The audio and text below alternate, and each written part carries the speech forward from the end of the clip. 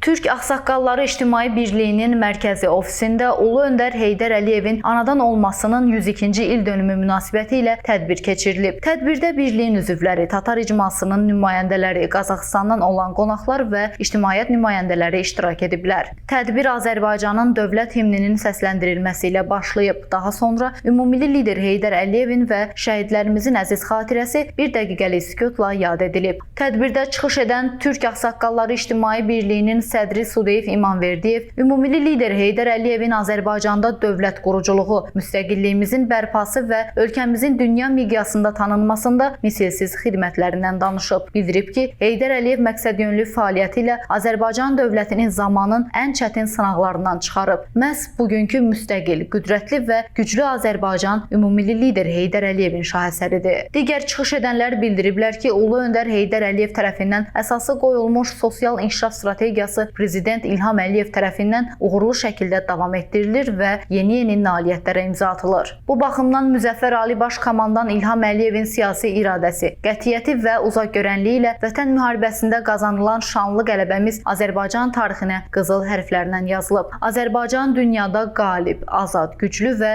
prinsipial ölkə kimi tanınıb. Tədbir Tataristan və Rus icması mədəniyyət mərkəzlərinin nümayəndələrinin təqdim etdiyi bədii musiqili proqramla davam edib.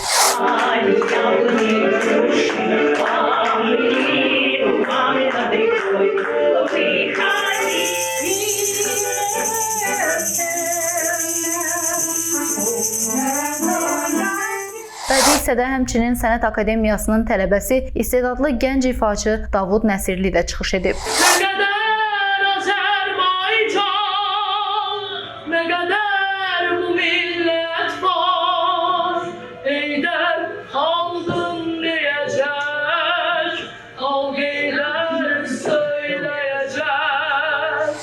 Nurlan Əhmədova, Zərintac Mayıs qızı, Təbriz Quliyev, Hüseyn Babayev, Heydər Həsənli, Misya TV.